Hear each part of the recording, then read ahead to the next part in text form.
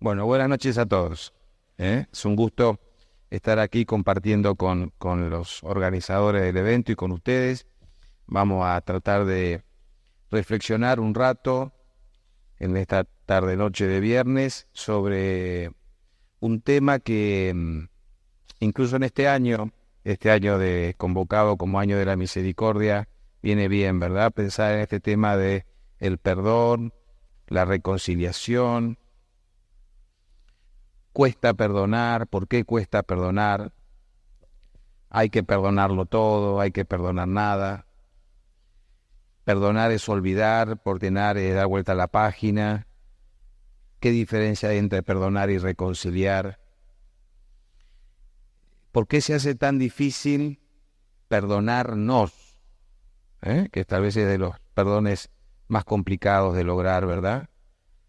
Como profesional, yo soy psicólogo, como profesional les puedo asegurar que no quiero que crean que soy un exagerado si les digo que prácticamente el 100% de las consultas que uno recibe en el fondo, en algún punto, tiene que ver con el individuo que no se perdona algo.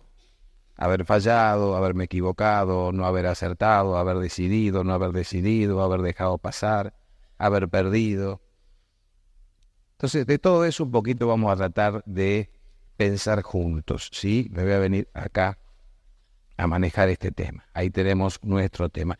Mi mail siempre lo ubico por cualquier queja que tengan, saben a dónde remitirse, o cualquier consulta, cualquier pregunta, algo que les queda en el tintero y se quedan pensando y dice, uy, no me perdono no haberle preguntado, entonces ahí tienen la posibilidad de, para que no caigan en eso, tienen la posibilidad. Vamos a empezar, miren, con esta imagen. Esta imagen me va a permitir no ahondar, pero sí compartir con ustedes una idea central que va a estar presente en todo lo que yo voy a reflexionar esta noche y que tiene mucho que ver con la cosmovisión, con el modo de entender la vida por parte de la logoterapia y Viktor Frankl, que ustedes escucharon mucho, logoterapia, Viktor Frankl, logoterapia, es una escuela de psicoterapia creada por este hombre Viktor Frankl. Viktor Frankl nació en Viena en 1905, tal vez pudieron leer algo de lo que pusieron los chicos, murió en 1997, judío, pasó como tantos otros la mortificación de los campos de concentración, nos pudo sobrevivir y nos dejó una escuela de psicoterapia, una escuela de psicología que pone por centro a la persona y a la capacidad de la persona y a la potencia que tiene la persona para superar las adversidades que sean, ¿verdad? Y ese por ahí es la centralidad del pensamiento que tiene Víctor y la centralidad de la reflexión que yo voy a compartir con ustedes. Por eso empiezo de alguna manera con esta diapositiva, porque digo, en esta diapositiva me parece que encontramos todo lo que es una imagen de la vida misma, ¿verdad? Una colega alemana, la doctora Elisabeth Lucas, una gran logoterapeuta, con ella yo compartí el gusto de escribir un libro con ella hace muchos años, y usamos la analogía de la montaña para decir que la vida consiste en llevar el carro de la vida a la cima de una montaña. En ese carro de la vida está todo lo que vivimos, lo bueno, lo malo, lo regular, lo feliz y todo, lo acertado, lo perdido. Y el objetivo es llevar ese carro a la cima de la montaña, esa es la conquista. Están aquellos que tiran del carro, pero como es una montaña, uno puede trastabillar y si trastabilla cae. Y si cae en el camino, uno va a ser... Gracias. Benjamín está en todo, gracias, querido. Después veo cómo se usa. Está el que tira del carro y de repente trastabilla porque es una montaña. ¿Y qué va a pasar? El carro cae y me arrastra hasta el pie de la montaña, ¿verdad? Está el que empuja del carro, pero es una montaña. Y si uno trastabilla, ¿qué acontece? Se cae y el carro te pasa por encima y se cae. Y hay mucha gente que está al pie de la montaña, lastimada, frustrada, con muchos intentos. No podríamos decir que no le intentó, no le salió. Y uno dice, caramba, es que es difícil, ¿no? ¿Cómo llevar el carro a la cima de la montaña? ¿Se podrá? Y en esa reflexión con Elizabeth pensábamos cómo resolver aún la analogía, cómo. Y encontramos un pensamiento de Leonardo da Vinci, que en alguna oportunidad dijo, ata tu carro a una estrella. Y dijimos, ahí está. Porque cuando uno trastabilla, empuje o tire del carro, el carro te será sostenido por la estrella, que te dará tiempo a que te levantes y puedas ponerte de pie y seguir adelante. ¿Qué es una estrella? Un valor. Solo la vida tiene sentido si vivimos por algo, si vivimos por alguien. Un día más para nada. Un día más para nadie. ¿Para qué quiero un día más? Ahora, un día más para hacer algo importante, un día más para hacer algo por alguien. Vale la pena el esfuerzo que hagamos por tener, aunque sea un día más. Esa es una estrella, ¿ven? Entonces ahí tenemos, en esta primera imagen, tenemos la conquista. No, es para el otro lado. Ahí está. Sí. Luego la maravilla, ¿no? Uno va caminando por esa escena, miren qué maravilla, el mar, ¿no? Profundo. Cuántas cosas están más allá de la superficie, ¿verdad? Ya es bonito verlo. Ni me imagino toda la belleza que debe haber en la profundidad. Y así es la vida. La vida es bonita. Por lo menos a mí me parece, ¿no? No solamente la vida es bonita, la vida es generosa. Yo me imagino la vida todos los días agarrando un cubilete, mezclando y tirando delante de mí un montón de oportunidades.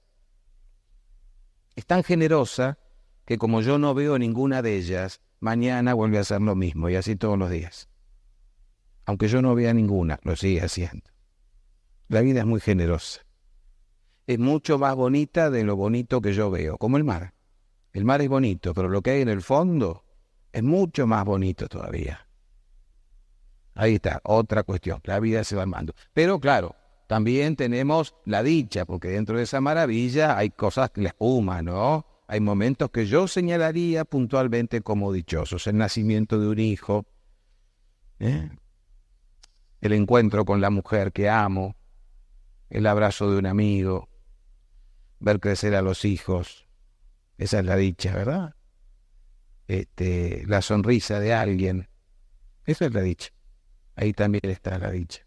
Pero también hay penas. En el horizonte pueden haber penas, pueden haber dificultades, miedos, muchos, cuando uno mira para adelante, angustias. También eso está en la foto, ¿verdad? La vida misma. Mis huellas, que tiene que ver con eso, ¿no? Con hacerme cargo de que hasta aquí llegué, no por obra y gracia del Espíritu Santo precisamente, ¿verdad? A mí a veces me resulta raro cómo la gente, pensando en dónde está y lo que está viviendo ahora, le resulta casi inmediato justificar dónde estoy porque mi mamá fue así, mis padres fueron así, la familia de donde vengo. Los infortunios de la vida, la injusticia, la enfermedad que me tocó, acciones de los otros.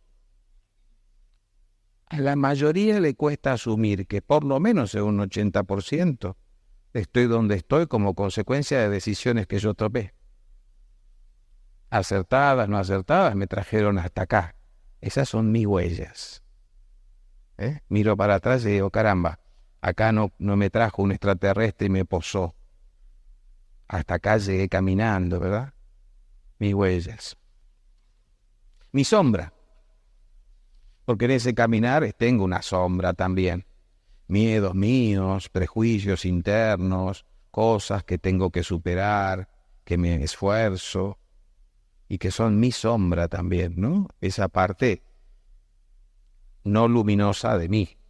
Mis defectos, mis vicios, mis debilidades, caminan conmigo todos los días. Y aquí tenemos casi completa una representación de lo que es la vida de cada uno de nosotros. compuesta por una conquista a lograr, una maravilla donde vivimos, dichas que tenemos, penas, trastornos, huellas, pero falta un elemento, falta destacar, está en la foto, el elemento más importante en lo que es mi vida y en lo que terminará siendo mi vida. El elemento más importante de todos es que acá estoy yo y que va a depender de mí. Ese es el elemento más importante.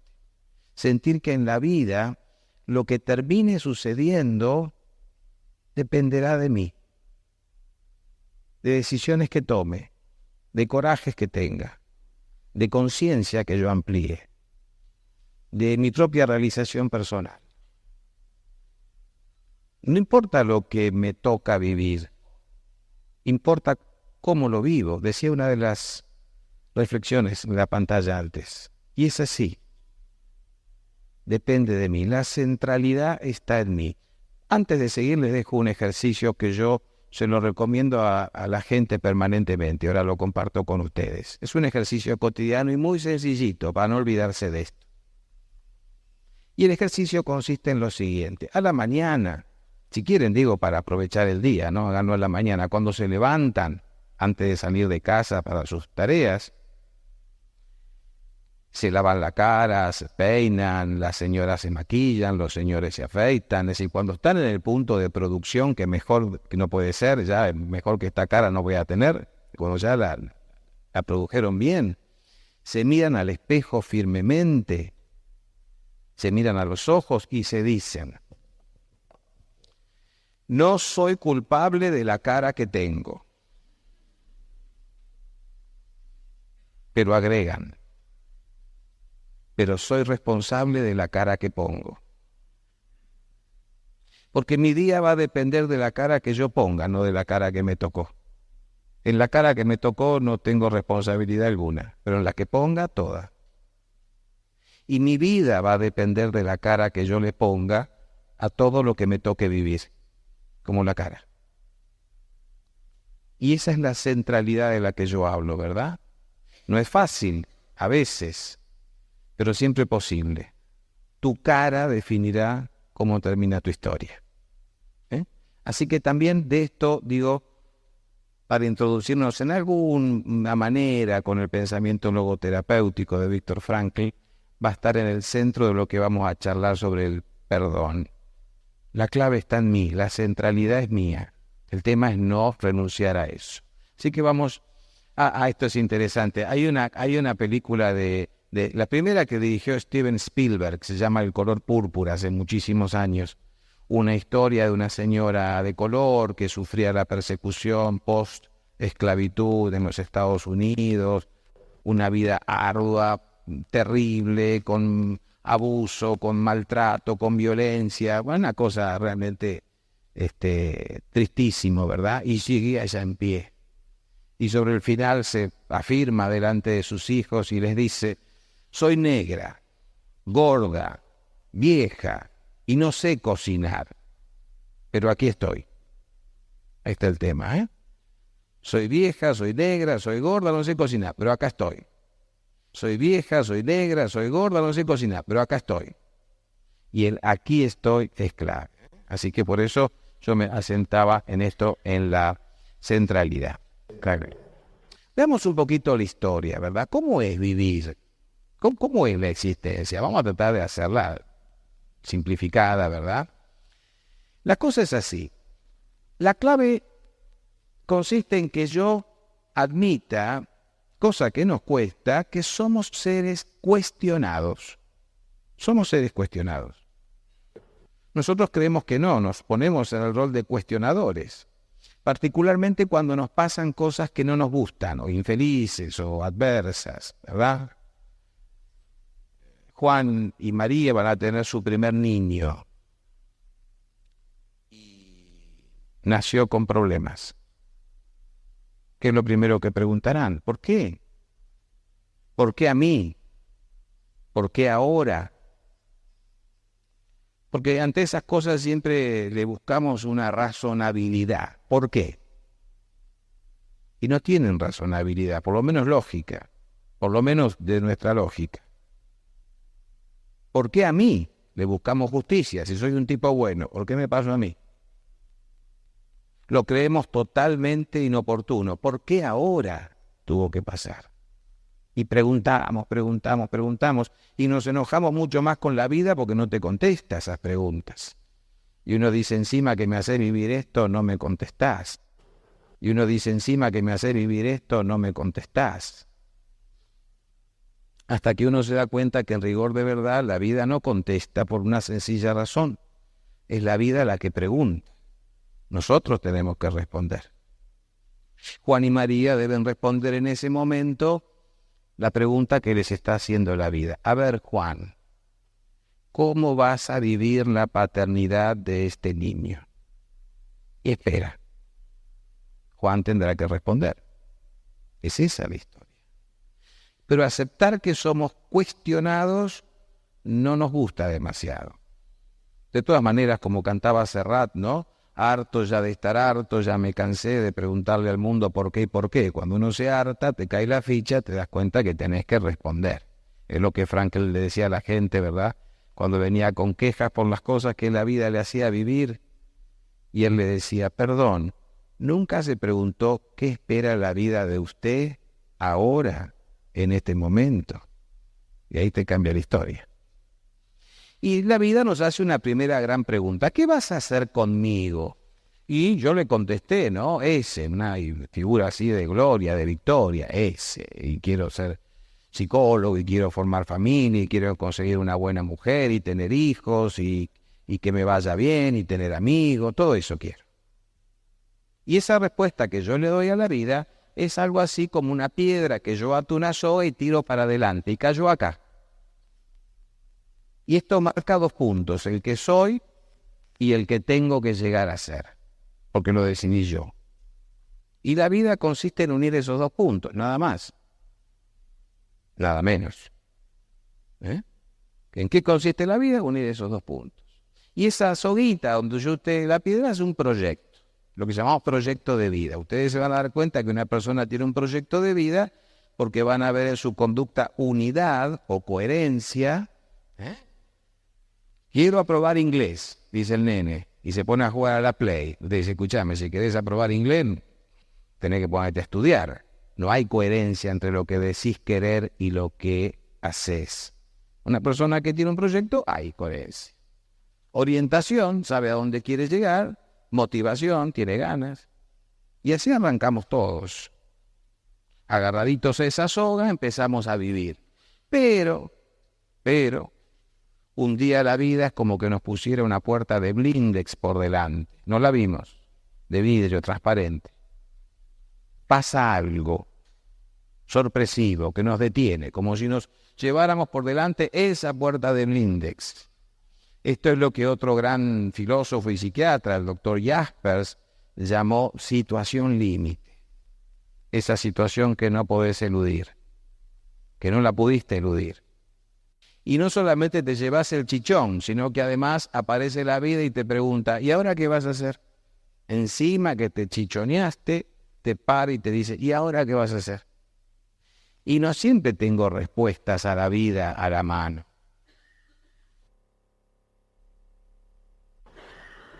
Ustedes piensen que la vida es como un crucigrama. Hay preguntas que se responden fácilmente. 3 vertical, 3 letras, hermana del padre.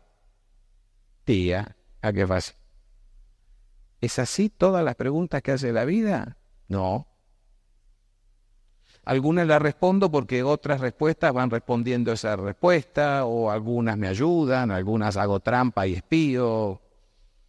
Pero siempre todo crucigrama tiene esas que son largas y cruzan todo el diseño, ¿verdad? Y cuando aparece uno empieza planteándose qué cosa. Acá hay un error. Acá hay un error, acá no puede ser. Y tira todas las respuestas posibles y uno se enoja con el crucigrama, se frustra, hasta que se da cuenta que no tengo la respuesta, no quiere decir que no exista. Y la vida es igual. A veces nos hace esas preguntas donde no tengo la respuesta, no es que no exista. Sigo buscando. Y cuando no tengo respuesta, es como que se abriera delante de mí un pozo, o lo que llamamos nosotros los psicólogos un vacío existencial. Vacío es ausencia de respuesta a una pregunta que me hace la vida. Ahí tenés un vacío existencial.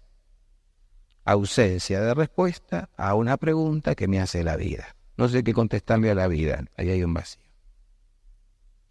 Y en ese momento, ahí, en ese momento crucial, es donde aparece la herida, el dolor, lo que me hace sufrir. Esa situación me hace sufrir. Esa situación es como, dice ahí, el intruso.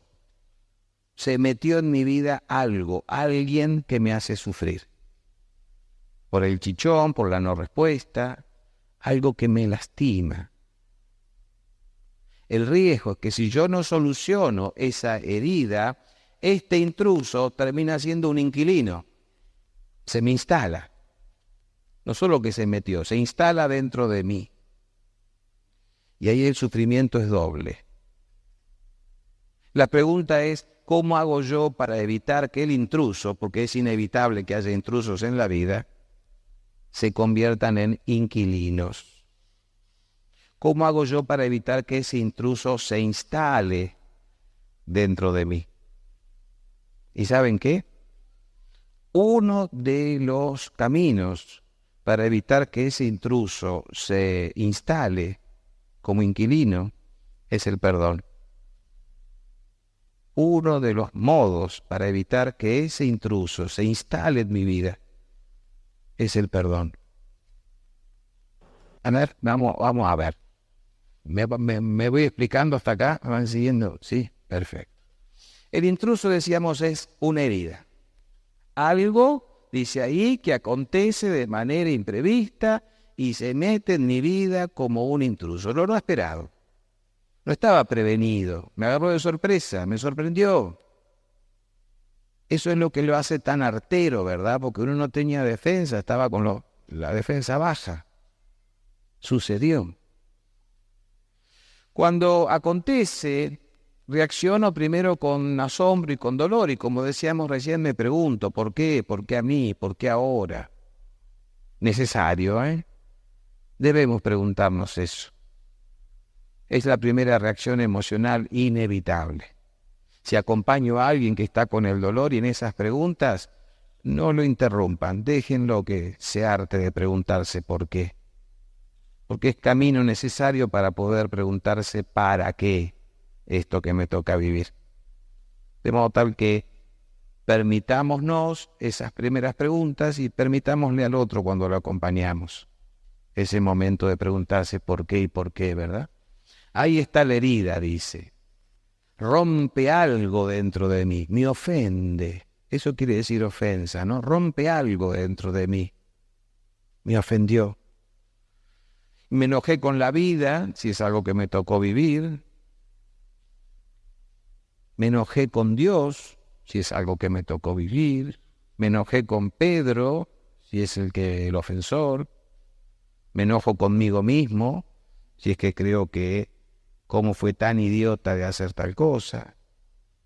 Ahí empieza la ofensa, la herida, ¿verdad? Ya no es lo mismo. Busco un culpable, alguien que se haga cargo de esto inmediatamente, ¿verdad? ¿Quién puede ser los culpables? La vida, Dios, alguien, yo. Busco un culpable. Y ahí, entonces decimos, comienza el proceso del perdón. ¿Es posible el perdón ante aquel que me ha ofendido y que me ha herido? ¿Se puede perdonar a uno que me hirió, a uno que me lastimó? Perdonar es olvidarme de la herida. Perdonar es dar vuelta a la página, como que aquí no ha pasado nada. ¿Puedo volver a creer en alguien que me lastimó? ¿Para qué perdonar? ¿Para quién perdonar? ¿Quién se beneficia con el perdón? Ahí aparecen todas estas preguntas. Este señor que está allí en la foto es Viktor Frankl, precisamente. Autor de esta escuela, que es la logoterapia, y recomendados, si les interesa, su libro más popular que se llama El hombre en busca de sentido, ¿verdad? Ahí van a encontrar la pulpa del pensamiento. Y Frankl nos dice que el sufrimiento es un existenciario. ¿Qué quiere decir existenciario? Forma parte constitutiva de la existencia. No se puede vivir sin que en algún momento suframos de algo. Hay una idea en la cultura de una especie de fenicismo, ¿verdad? Esa idea de que no toleramos nada, denunciamos todo. Sin embargo, dice Frankl, el sufrimiento forma parte de la existencia y de la vida. No está haciendo una apología del sufrimiento, ya vamos a ver. Pero tenemos que aceptar que alguna vez algo nos va a hacer sufrir. Y entonces el propio Frankl habla de sufrimientos que son reparables y sufrimientos que son irreparables. Los sufrimientos reparables son aquellos que dice Frankl, a ver, tenés la obligación de terminarlos, ¿verdad? Es decir, hacer todo lo posible por no sufrir.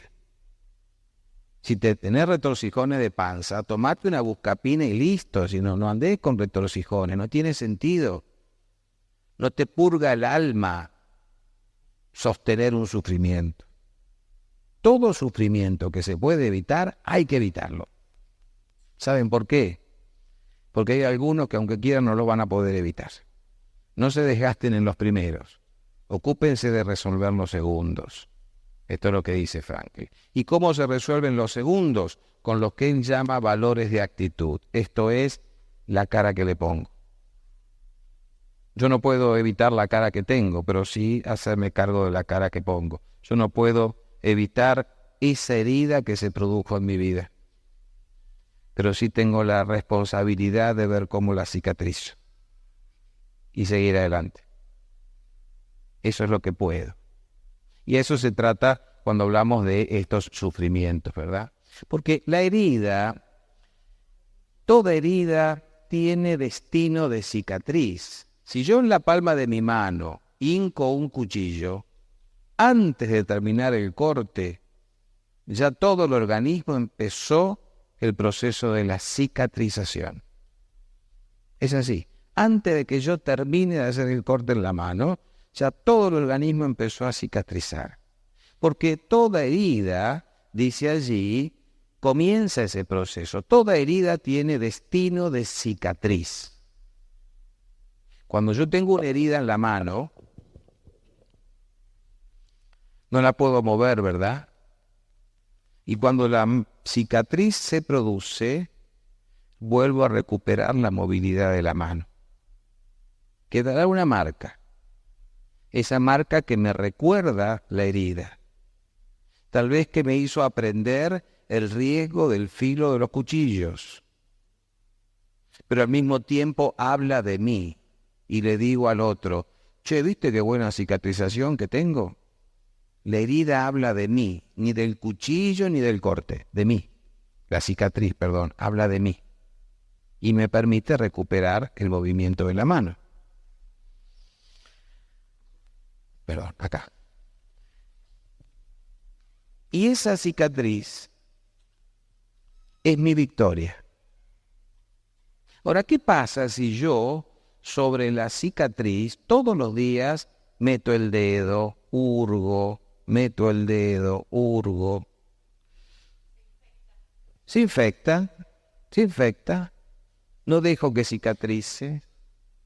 No solamente se infecta, todos los días renuevo el dolor que se generó el primer día cuando se hincó el cuchillo en mi mano.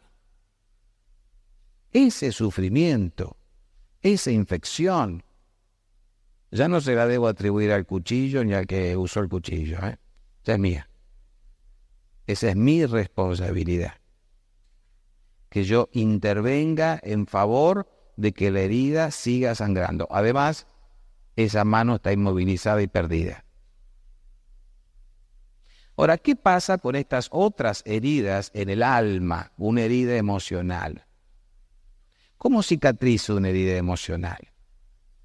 También en la naturaleza humana hay un proceso natural que es hacia el perdón, que a veces nosotros interferimos. En nosotros también está ese proceso para cicatrizar las heridas emocionales. ¿Y qué pasa si no cicatriza? Esa herida queda abierta. Y ahí no tenemos la posibilidad de que deje huella. Así como en lo físico las heridas dejan cicatrices, en lo emocional las heridas dejan huella. Huella de sentido.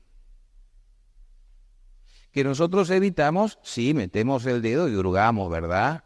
Hurgo, y lo que se genera en mí es infección, ¿cómo lo llamamos? Resentimiento. Resentimiento. Siento. ¿Ven? Y de ese resentimiento ya el responsable soy yo, no el que me generó la herida. Entonces, el proceso del perdón, cuando nos pasa algo imprevisto, la ofensa, el intruso, nos plantea dos oportunidades. Uno, la herida, y otro, que esa herida se convierta en huella. Esa herida me resiente, como decíamos recién, y ese dolor pasa a ser crónico. Forma parte de mi vida. Afronto la vida a partir de la amargura del resentimiento. Ahora, si yo puedo llegar a la huella, como la cicatriz habla de mí, la huella habla de mi capacidad de superación de ese dolor. Lo que Frankl dice, haber hecho del sufrimiento mi victoria personal. Pude. Aquí estoy, como decía el personaje de la película. Pasaron las cosas que pasaron, pero aquí estoy, de pie. En uno de los musicales que tenemos una cantidad de musicales como proyectos pedagógicos sobre la vida de Frankl. La tesis de la obra habla de sobrevivientes de los campos, y la tesis es que el hombre es el ser que es capaz de pasar por el infierno sin perder su dignidad. Esta es la idea, ¿no? Pasar por el infierno de la herida sin perder mi dignidad. Acá estoy. Esta es la idea. Acá tengo una existencia herida, voy a vivir con esa existencia herida, inmovilizada por esa sangría permanente, o una existencia significativa que me permita vivir un sentido de realización personal. Y eso es tarea mía. ¿Cómo afecta en mí que esto quede como herida abierta? Vamos a decirlo rápidamente, ¿verdad? Afecta en mi vida, dice, con los otros y conmigo mismo. ¿Por qué? Porque me victimizo, esa gente que vive permanentemente en la autocondenación, la victimización, el vencidismo. O puede ser que me resigne ese, a mi criterio, falsa resignación, ¿verdad? Y bueno, incluso cuando le dice, bueno, si Dios así lo quiso, ¿cómo va a querer eso Dios? Dios no quiere eso, son cosas que pasan, pero no las quiere Dios. Hace algo, movete, responde, ponete de pie. O la rebeldía, el rebelarme, y entonces me enojo con el mundo, me enojo con las mujeres, si fue la mujer la que me ofendió, me enojo con los hombres, si es el hombre el que me fue infiel, me enojo con la vida, me enojo con todos, vivo enojándome, me violento. Y la posibilidad sanadora es perdonarme. ¿Qué sería perdonarme? ¿Por qué perdonarme es la posibilidad sanadora que transforma las heridas en huellas? Básicamente por lo siguiente, miren, vamos a ponerlo acá, aquí abajo directamente. Perdón viene de un verbo y sustantivo, ¿no? Per es una preposición que significa por encima de. Donare quiere decir don, entrega, regalo. Algo que es dado por encima de. Ahí viene la palabra perdón. Algo que doy por encima de. Si por encima de la herida te doy algo, en este caso te doy el perdón. Y también viene de perdó, que significa tirar a la basura, donde el aumentativo perdón significa tirar algo grande a la basura. Sacarlo de mí y tirarlo, ¿verdad? dejarlo. Un señor tenía una pequeña finca y en su trabajo se ayudaba con una vieja mula. Un día, su vieja mula se cae dentro de un pozo profundo y angosto. Y por la edad del animal, el golpe que se dio y la falta de oxígeno, se da cuenta que la vieja mula se está muriendo. Va a pedir ayuda a sus vecinos y sus vecinos le confirman, prácticamente ya está boqueando el animal. La mecánica de sacarla del pozo posiblemente termine por matarla. Tal vez lo mejor sería sacrificarla y enterrarla en el mismo pozo en el que cayó. Y lo convencen. Pero como no se anima a hacer la tarea, la deja en manos de sus vecinos. Sus vecinos evalúan que no tiene sentido gastar unos cartuchos de escopeta para el animal que ya estaba prácticamente muerto y que con solamente tirar piedra y tierra era suficiente y ahí quedaría enterrada. Y lo empiezan a hacer. Claro, cada vez que caía la piedra y la tierra en el lomo de la mula, el animal se quejaba de dolor con la poca vida que tenía. Y el dueño, a la distancia, se angustió. Vino corriendo a ver si no había una manera menos cruenta de salvar a la mula o de enterrarla definitivamente. Y cuando se asoma, ve algo que lo sorprende. Cada vez que la piedra y la tierra caía sobre su lomo, se quejaba de dolor. Pero luego se sacudía, y cuando eso caía, levantaba sus patas, de modo tal que el nivel del pozo iba subiendo con cada palada. Cuando él reconoce la estrategia del animal, él mismo toma una pala y empieza a palear, diciéndole, sacúdete y sube. Sacúdete y sube. Sacúdete y sube. Y el animal salió. Moralejas. Muchas veces,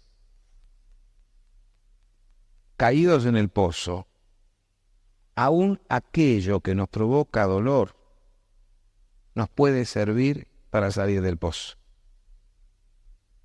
Lo importante es que todos tengamos un sacúdete y sube. ¿Un para qué? ¿Un para quién? Segunda moraleja. Si una vieja mula pudo, ¿por qué no podríamos cualquiera de nosotros que no somos ni viejos ni mulos, verdad?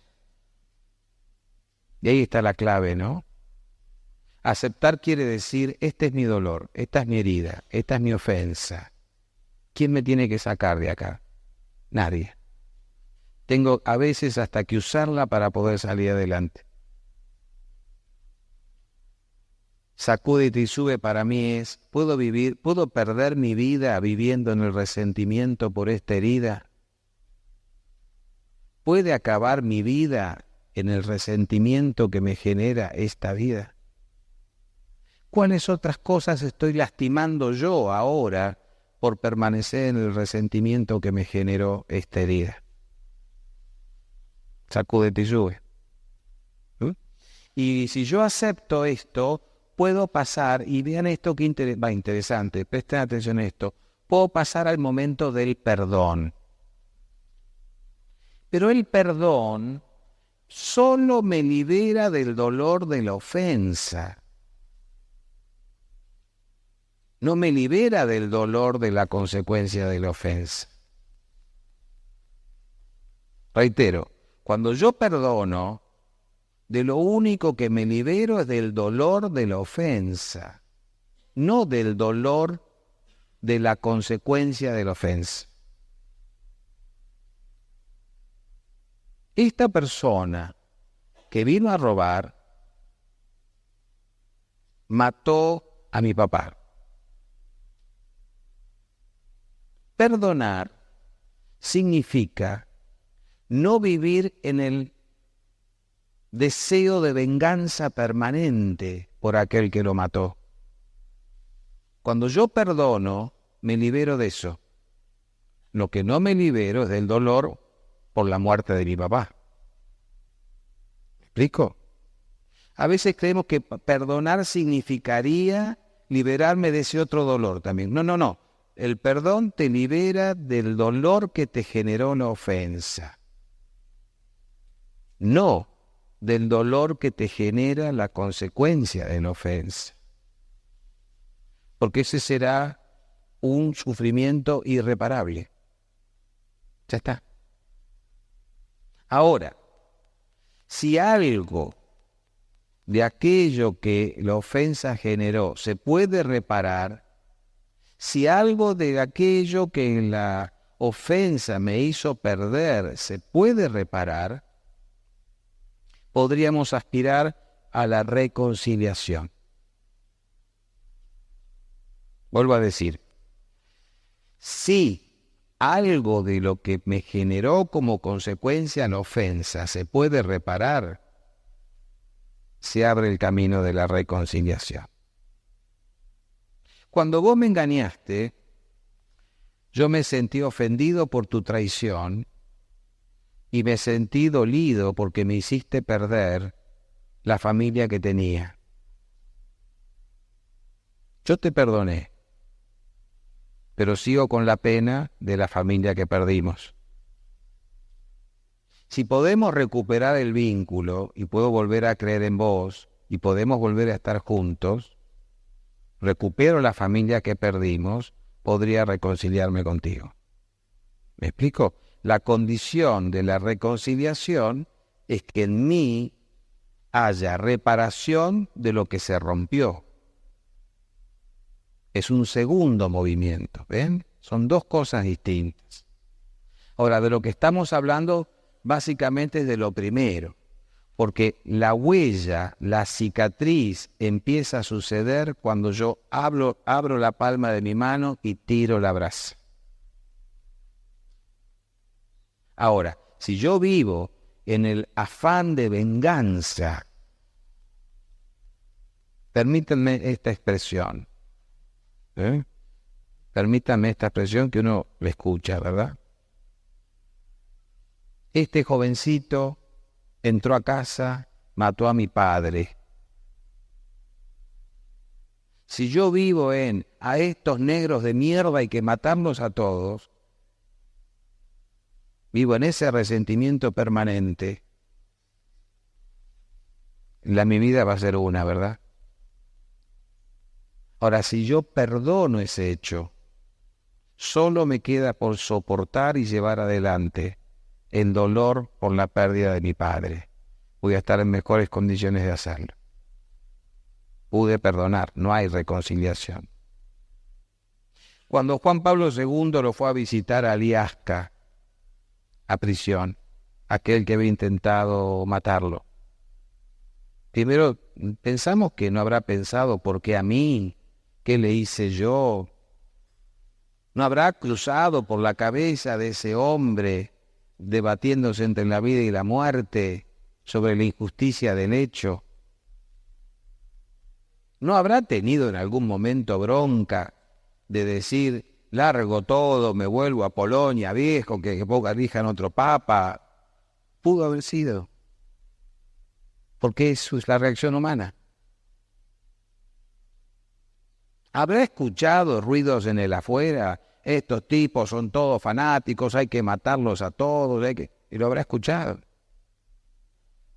Solo en el silencio interior se pudo poner de pie, ir a visitarlo para preguntarle, ¿qué te pasó? ¿Por qué hiciste lo que hiciste? ¿Qué querías lograr? Y lo perdonó. No dijo, che, sáquenlo de prisión, hágame de cuenta que no pasó nada. No, no. Tenés que asumir tu responsabilidad. No le levantó la condena.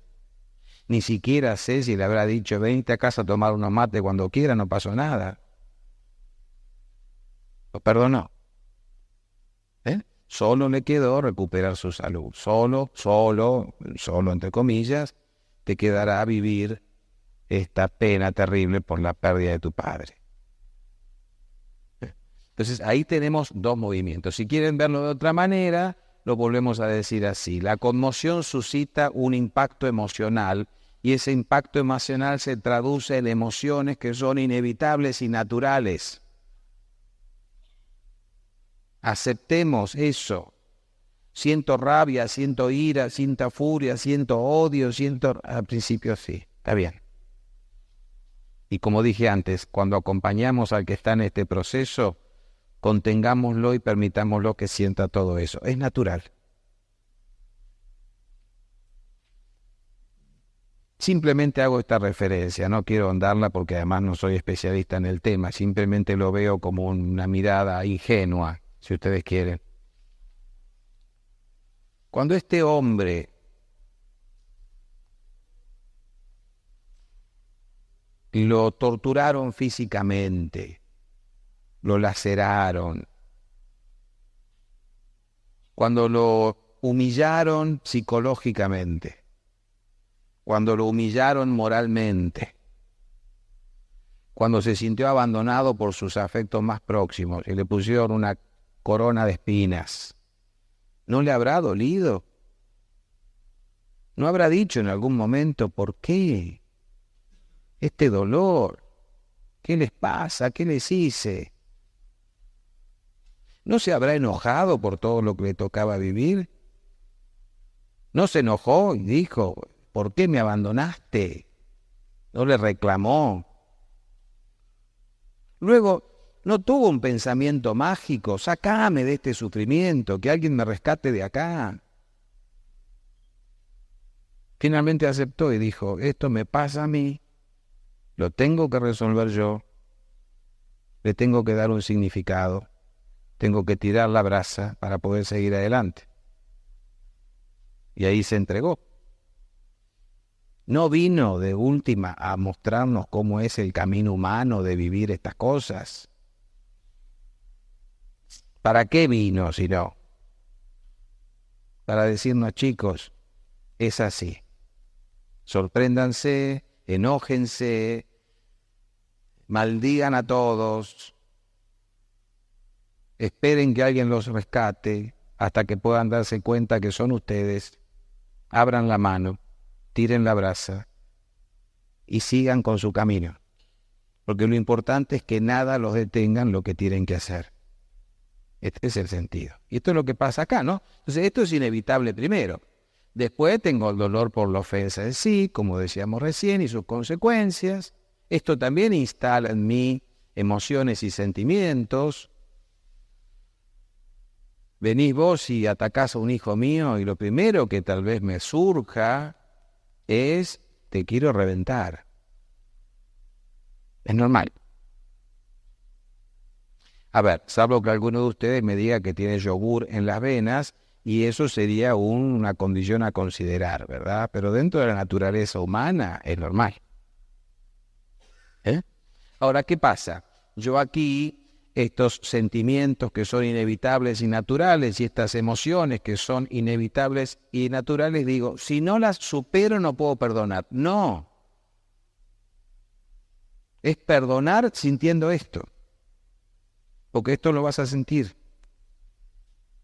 No es, bueno, ya no estoy enojado, ya no estoy rabioso, ya no me duele nada, te perdono. No. Y eso es lo difícil de perdonar. Sigo sintiendo rabia, ira y bronca.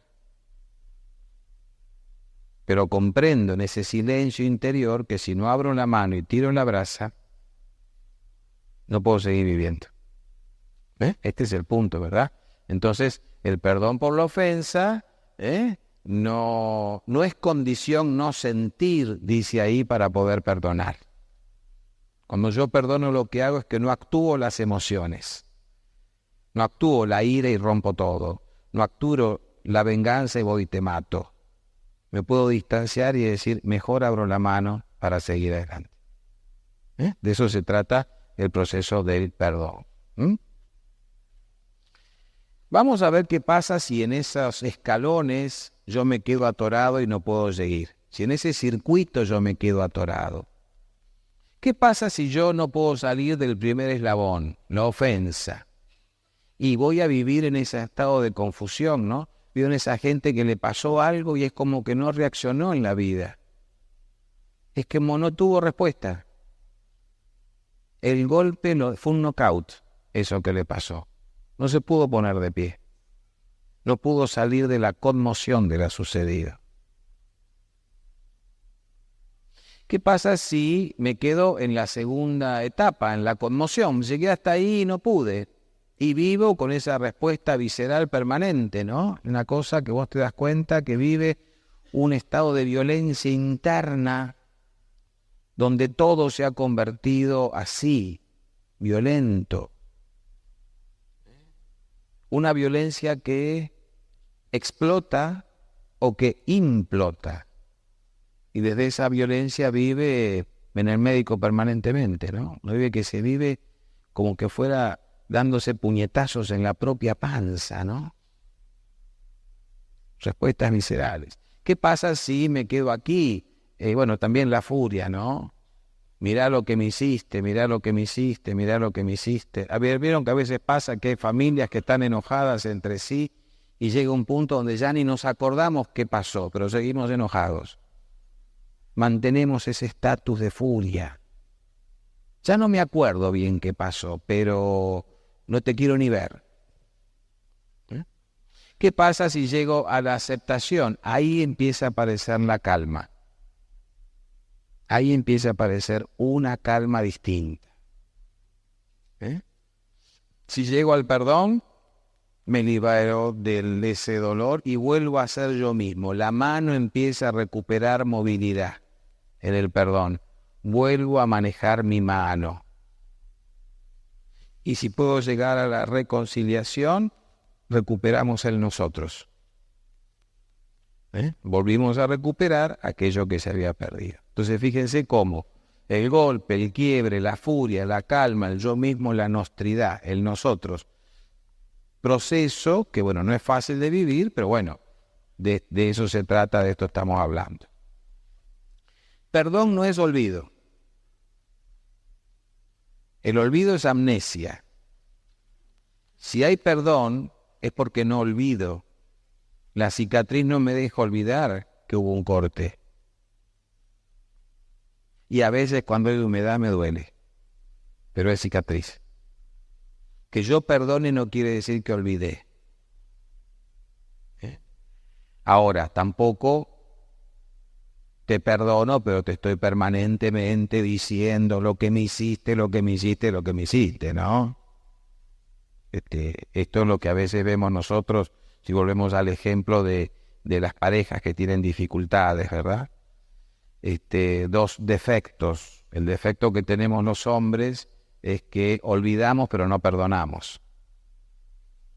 Me hiciste algo, está bien, ya pasó al olvido. Me olvidé de María, pero se murió para mí. Me olvido, pero no perdono. Y el defecto que suele tener la mujer es perdona, pero no olvida. Te perdona, pero te lo va a recordar durante el resto de la existencia, ¿verdad? Esos son los defectos que tenemos hombre y mujer. El hombre olvida, pero no perdona. Chau, se acabó, listo. Otra historia. La mujer perdona, pero no olvida. Bueno, ni uno ni lo otro, ¿verdad? Tratemos de modificarlo. Perdón no es relativizar o minimizar el hecho. Bueno, al fin y al cabo me di cuenta que no era para tanto. No. Era. Y era grave y me dolió mucho. A lo mejor para vos soy muy sensible yo. Seré muy sensible, ¿qué querés que te diga? Pero me dolió mucho. Perdón es soltar la herida, el autodistanciamiento. Esto de decir, no puedo actuar mi ira, mi bronca, esto ya lo dijimos recién. Es aprendizaje y crecimiento, perdonar. El que se quema con leche cuando ve una vaca llora. No, el que se quema con leche tiene que aprender que la leche caliente quema. Tratarla con cuidado y puede seguir tomando leche. No es que tenés que llorar y no tomar más leche, no. Es aprendizaje, es crecimiento personal. Perdonar, ¿se puede perdonar en ausencia de? Sí. A veces en el trabajo nuestro está la gente que dice, y yo tengo un problema con papá o con mamá, y no lo veo, qué sé yo, y me digo, tengo que perdonarlo ahora antes que se muera, porque después también podés perdonar con un padre que se ha muerto. Es decir, perdonar no reclama necesariamente la presencia de. Se puede perdonar en ausencia. De hecho, muchas veces hay perdones en ausencia. Porque yo me porté mal con alguien y no lo vi más en mi vida, y a lo mejor ese alguien en algún momento me perdone. O alguien me hizo algo a mí que no vi más en la vida y en algún momento por ahí digo, bueno, ya está, no puedo seguir con este resentimiento. Y no lo vi más. A veces la gente quiere decir que para perdonar tenemos que estar cara a cara. No es necesario. ¿Puedo haber perdón sin reconciliación? Sí. Yo te perdono, pero al piste, si nunca vamos a estar juntos, ni en la amistad ni en la pareja. Y respecto de la reconciliación, a veces tengo miedo porque perdonar o reconciliarme es injusto. No se merece el perdón. No, yo te puedo perdonar, como decíamos recién, de Juan Pablo Aliasca, y Aliasca siguió preso porque se tiene que hacer cargo de su responsabilidad. Sería un daño para él que le levantáramos la condena que corresponde, porque la condena también redime, que se haga cargo de la consecuencia de su acto, también es bueno para él, para que se redima ante quien tenga que redimirse, ante sí mismo, su Dios si lo tiene, o la sociedad. Entonces, no es que, bueno, te perdono, te levanto la cuestión. ¿Puedo reconciliarme en ausencia del ofensor? Sí, también puedo reconciliarme en ausencia. Ahora, el abrazo sería el modelo de la reconciliación plena. Yo puedo reconciliarme con alguien en ausencia. Te vuelvo a querer. Y a veces pasa, miren, con la gente que se separa. Que se separaron con conflicto y al tiempo, a los años, viene ella y habla de él y me dice, no es un mal hombre. No ha sido un mal padre. No pudimos estar juntos, pero en realidad no era el desgraciado que yo quería. ¿Ven? Me reconcilié con el otro. No solo perdoné, me reconcilié con el otro en ausencia del otro. Qué pena que el otro no se entera, ¿verdad? Porque sería bueno que se den un abrazo.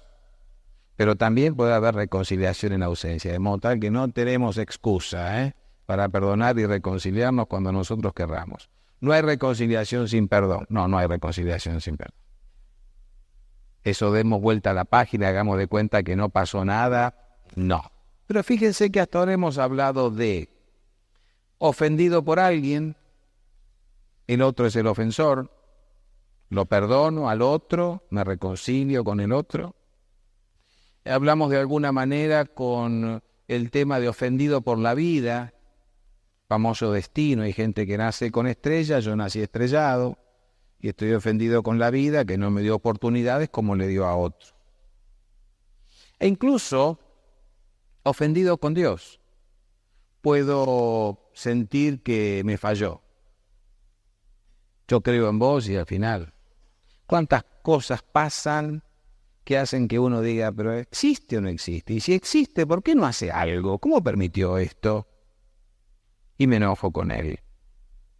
En estos musicales que le digo que tenemos sobre Franklin, hay una escena que sucede en un campo de concentración donde a su hermano, al hermano del protagonista, lo torturan hasta matarlo. Y cuando muere, uno de los personajes dice, ¿cómo se puede creer en Dios después de esto? Y el otro le dice, no, ¿cómo se puede creer en el hombre después de esto? Esto no lo hizo Dios, lo hizo el hombre. Pero nuestra primera reacción es, y nos podemos enojar con Dios, ¿verdad? ¿Por qué Dios lo permite? Pero yo dije al principio, estos perdones siempre estas ofensas dan posibilidad de perdón y de reconciliación de alguna manera. Pero hay una ofensa que es la peor de todas. Y es cuando yo soy al mismo tiempo ofensor y ofendido. Es cuando no me puedo perdonar, porque al mismo tiempo soy el que generó la herida y el que sufre la herida. Soy ofensor y herido al mismo tiempo, ¿verdad? Y esto es lo más difícil que hay. Somos muy condenatorios en estos casos, como si no estuviera en nosotros fallar, equivocarnos, tener debilidad, vicio, confusión. Errores que cometimos por miedo, porque somos vulnerables, como si no nos lo admitiéramos, ¿verdad? Y entonces nos cuesta esto de superar la culpa. Ustedes saben que Frankl decía que el hombre es el ser que tiene el privilegio de sentir culpa. Privilegio de sentir culpa. Qué loco, ¿no? Porque todos estamos tratando de sacarnos la culpa permanentemente de encima, ¿no? De disculparnos, exculparnos, excusarnos. Y él dice que es un privilegio. ¿Por qué? Todos alguna vez referimos a la voz de la conciencia, ¿verdad? La famosa voz de la conciencia. La voz de la conciencia a veces, porque la gente, yo me incluyo, cuando dice la voz de la conciencia uno mira así para arriba, ¿no? Como si fuera una voz de ultratumba que de acá arriba me dice, Claudio, portate bien.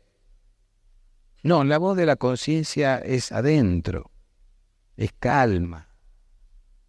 Y se manifiesta esa voz de la conciencia. La conciencia es la parte buena que hay en mí. Es lo no enfermo que hay en mí. Es lo más noble que hay en mí. Y habla. Y habla de tres maneras. Habla en ese diálogo interior. Habla a través del miedo y habla a través de la culpa.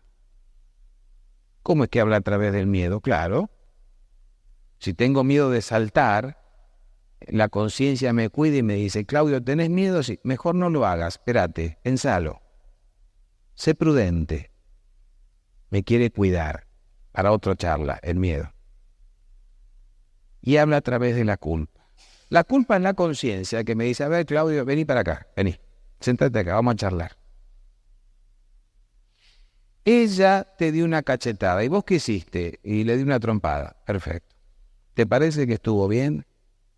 Y me parece que no, le digo. ¿Qué pudiste haber hecho? Preguntarle por qué me dio la cachetada, dejarlo pasar porque me di cuenta que estaba nerviosa, pude haberle dicho no me cachetees más. Es decir, ahí empiezo a ver todo lo que pude haber hecho. Y la conciencia me dice, bueno, lo que hiciste, ¿te parece lo mejor o lo peor? No, me equivoqué. Bien, ¿qué podés hacer ahora? Ir y pedirle disculpas. Listo, ya está, andá y hacelo. Terminó la culpa. ¿Ven? La culpa es esa voz interna que me confronta para que yo crezca. Y si no puedo ir a buscarla a ella para disculparla, por lo menos me queda la conciencia que ante otro que alguna vez me cachetee, ya sé que puedo actuar de otra manera. La culpa libera, si la entendemos así. Y de estos casos la culpa me dice, Claudio, ¿qué hiciste? Tal cosa. ¿Y qué te pasó? Me equivoqué. ¿Por qué te equivocaste? Porque tendría que haber hecho aquello, lo otro. Bien. ¿Y qué podés hacer ahora con ese error? Y yo podría ahora cambiar actitudes, buscar ayuda. Listo, ya está. Ahí empezó el perdón. No cuesta tanto esto, ¿por qué será? Tal vez porque le tenemos miedo ahí adentro, ¿no? Y pensar, ¿qué nos va a decir la conciencia? Confíen en la conciencia. Es la parte buena de nosotros. El diálogo interno libera siempre. Y la culpa es una amiga. Es como el recalculando del GPS, ¿no? Que vos te equivocaste y ¿qué te dice? Doblá a la izquierda, doblaste a la derecha. ¿Qué te dice la señorita, la gallega del GPS? No cuentes más conmigo, si vas a doblar para donde quieras, arreglate solo. No. Me dice, bueno, recalculando, como diciendo, quédate tranquilo, a ver, vamos a ver. Bueno, entonces si agarraste por este camino, que no era el que yo te dije, A ver, hace 300 metros y dobla a la derecha. Y yo persisto en hacer lo que se me canta. ¿Qué dice la gallega? Me apago, no cuentes conmigo, si vas a hacerlo. No, sigue y sigue y sigue y sigue y sigue. La voz de la conciencia como la gallega del GPS. Siempre quiere nuestro bien, escuchémosla. Siempre quiere nuestro bien y siempre nos quiere llevar a donde tenemos que llegar. Siempre. La culpa es una de las voces de la gallega, de la conciencia. ¿Ven? Pero nos cuesta horrores. Yo quiero que vean ahora, vamos a compartir unos minutos un video que tal vez es de una película que tal vez ustedes han visto, clásico ya, que se llama La Misión, que cuenta la historia de los jesuitas, precisamente en las ruinas allí, San Ignacio. En esta historia, los ubico para que se pongan en tema, es la historia en esa época donde había un capitán, el capitán Mendoza, que lo protagonizaba Robert De Niro, que vivía matando indios o tomando los prisioneros para vendérselos a los portugueses como esclavos. El terror de los indios era el capitán Mendoza. Un día hay un incidente en su vida por la cual Mendoza termina matando a su hermano y entra en un profundo pozo depresivo. Se abandona. Ese hombre fuerte, valiente, temerario, ahora vencido. El padre Gabriel, uno de los jesuitas, lo convence, lo asiste y quiere convencerlo que se una a ellos, que supere su dolor, y lo convence. El capitán Mendoza agarra una red, pone allí su casco, su armadura, sus botas, su espada, su arma, hace un atado, lo carga y lo va arrastrando. Los jesuitas tenían que escalar las cataratas, es decir, por detrás de la caída de agua, por las piedras, escalar para llegar arriba. Y miren qué difícil. Miren qué difícil sería con ese atado que llevaba el capitán Mendoza. Sin embargo, más allá de una pequeña ayuda, el padre Gabriel lo deja y deja que todos lo dejen cargar con su bulto. Hasta que, cuando terminan de trepar, llegan hasta donde están los indios. Y ahí se presenta ante los indios Mendoza, vencido, destruido, con su atado. ¿Qué harán los indios, verdad? ¿Actuarán su venganza en la oportunidad de este maldito que nos hizo tanto daño, matarlo? ¿Actuarán su venganza? No. Bueno, vamos a ver.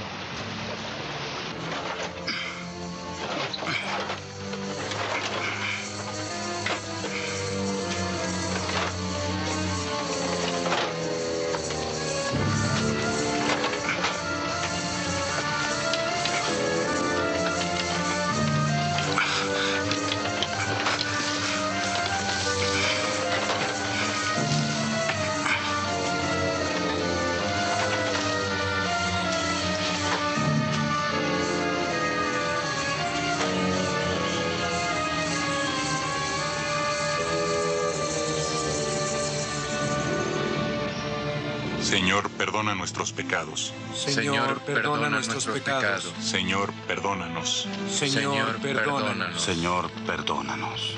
Cristo, ayúdanos.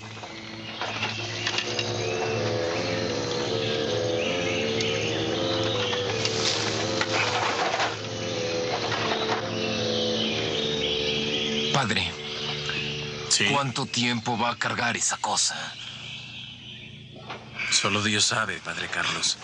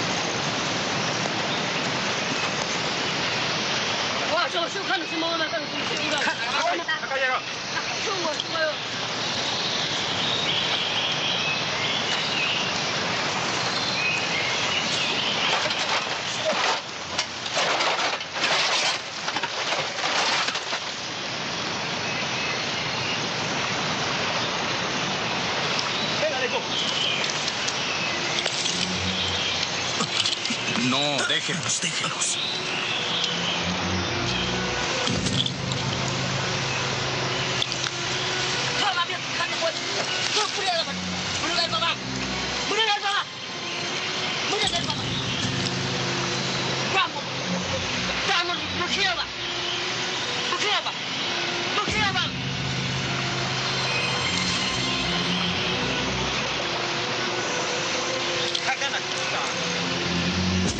Quiero parar.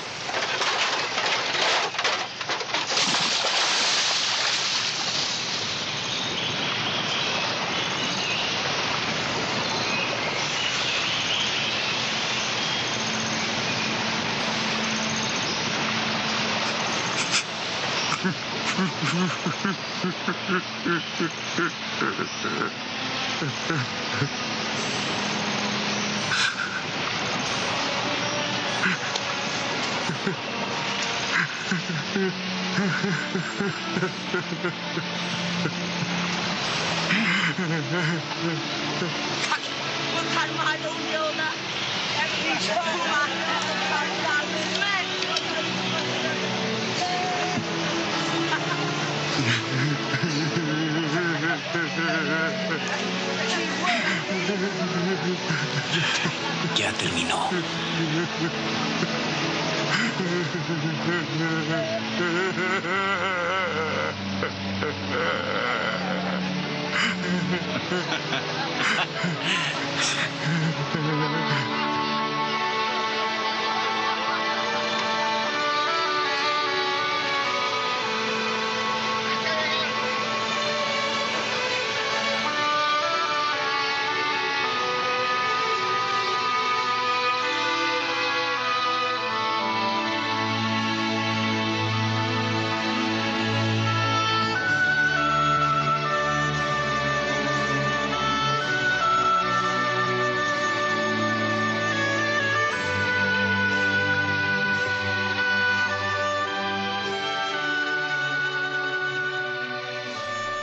Ese es el efecto del perdón a uno mismo, ¿verdad? El perdón a uno mismo habilita una nueva primavera, de alguna manera, como le pasó a Víctor, ¿verdad? A perdonar se aprende, ya vamos cerrando. Hay 3 espacios vitales en el cosmos: el mar, donde nadan los peces que no hablan; la tierra, donde viven los animales que gritan; el cielo, donde vuelan las aves que cantan. El hombre participa de estos 3 espacios: de la profundidad del mar, del piso de la tierra y de la inmensidad del cielo. Y le pertenecen el callar, el gritar y el cantar. Pero el hombre privado de la trascendencia solo queda facultado para gritar. Cuando el hombre no puede superar el aquí y ahora, cuando el hombre no puede superar lo que le está pasando, cuando el hombre no puede abrir la mano y tirar la brasa, solo queda facultado para gritar, ¿verdad? Es lo que nos está diciendo aquí el Mahatma Gandhi. Entonces yo, tomando esto, digo, bueno, ¿qué es lo que hay que aprender entonces para perdonar? Según él, a callar como los peces, a gritar como los animales, a cantar como las aves y a trascender. Eso es lo que hay que aprender. Que lo podríamos plantear de esta manera: callar, para escucharlo en lo profundo, ¿verdad? Y comprender ese silencio interior que me corre de ese ámbito del rencor, el grito, el resentimiento, el deseo de venganza, el reclamo de justicia. Ese silencio que me permita entrar en ese silencio interior. Tendré que aprender a gritar, asumir, dice ahí, el propio dolor como tal y lo que sentimos. tendré que aprender a cantar, levantar la vista y confiar en uno mismo y en la vida. Frankl decía que él tenía un optimismo trágico. Él no negaba el sufrimiento que tenía, pero siempre sentía que algo voy a poder hacer. Un optimismo trágico. Y finalmente trascender, sostenerse en los propios valores, elegirse, ¿verdad? El efecto que tiene el perdón es que vuelvo a ser yo mismo, decíamos antes. Yo que nunca tuve afán de venganza, de ira, de odio, de rencor, ¿en quién me he convertido a partir de la herida? ¿Quién soy a partir de este dolor? El perdón me permite volver a ser el que soy y el que quiero ser. Como decía antes, conservar la dignidad a pesar de haber pasado por el infierno. Vamos a las reflexiones finales. Aquí hay una viñeta de Mafalda, un cartel que dice errare humanum est. Y ya se pregunta, ¿y estum? ¿Qué es esto, no? Errare humanum est. ¿Y estum? ¿Qué es estum? La vida, dice, puede sorprendernos con impactos de todo tipo, porque si algo tienen claro, o tenemos que tener en claro, es que la vida es imprevisible. Nadie sabe qué va a pasar en este minuto siguiente. La propia condición humana nos expone a heridas. ¿Por qué yo puedo lastimar a alguien? Porque me puedo equivocar. Como alguien me puede lastimar a mí porque se equivocó. La naturaleza humana es limitada. Todos tenemos y somos portadores de errores, debilidades, vicios, defectos, confusiones, prejuicios, miedos. Todos podemos errar. Tratemos de entender lo que pasó. No busquemos razonabilidad y lógica. Comprendamos lo que pasó. Es esto.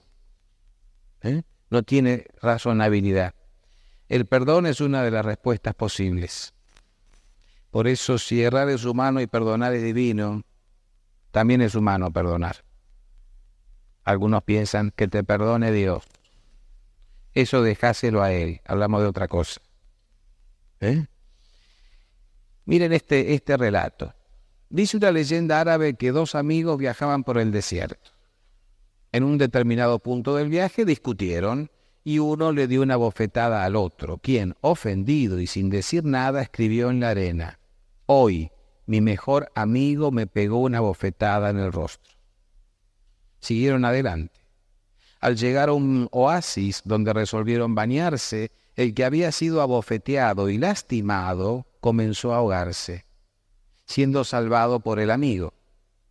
Al recuperarse, tomó un estilete y escribió en una piedra: hoy mi mejor amigo me salvó la vida. Intrigado, el amigo preguntó: ¿por qué después que te lastimé escribiste en la arena y ahora escribes en una piedra? Sonriendo, el amigo respondió: cuando un amigo nos ofende, deberemos escribir en la arena, donde el viento del olvido y el perdón se encargarán de borrarlo y apagarlo. Por otro lado, cuando nos pase algo grandioso, deberemos grabarlo en la piedra de la memoria del corazón, donde viento ninguno en todo el mundo podrá borrarlo. Después de un momento, ambos siguieron su camino, sabiendo que no caminaban solos.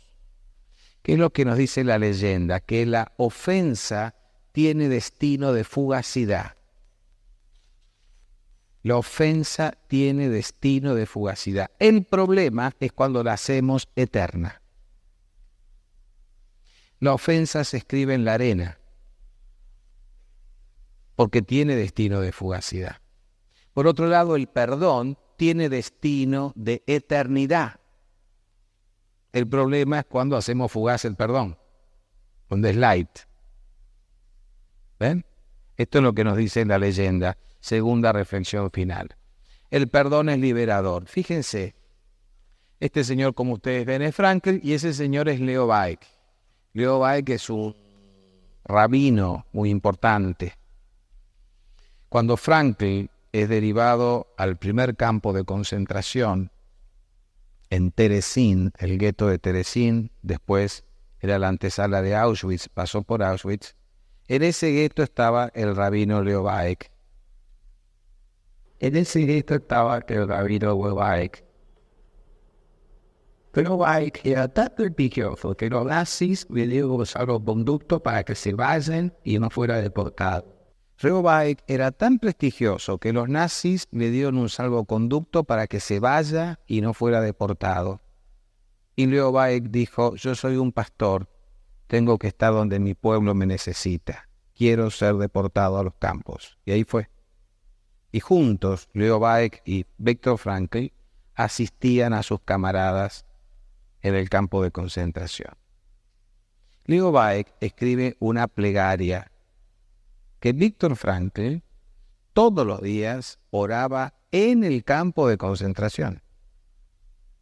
Todos los días oraba en el campo de concentración.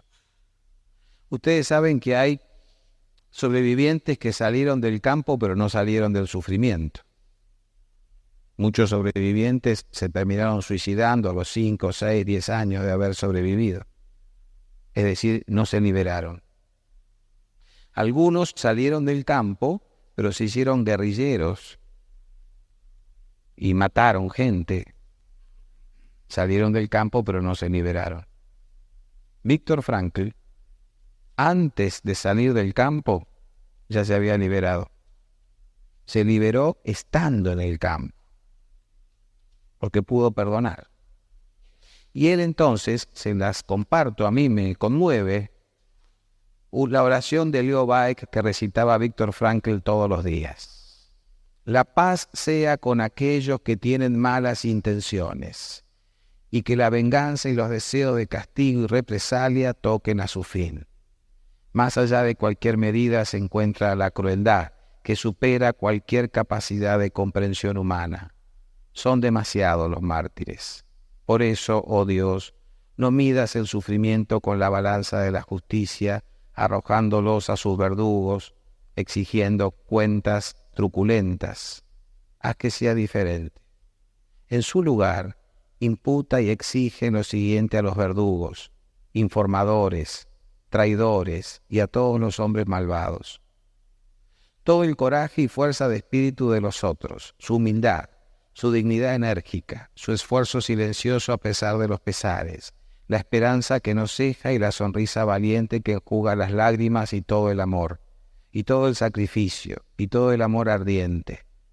Todos los corazones rotos y apenados que se mantienen fuertes y con confianza, ante la muerte y en la muerte. Sí, incluso en la hora de la más profunda flaqueza.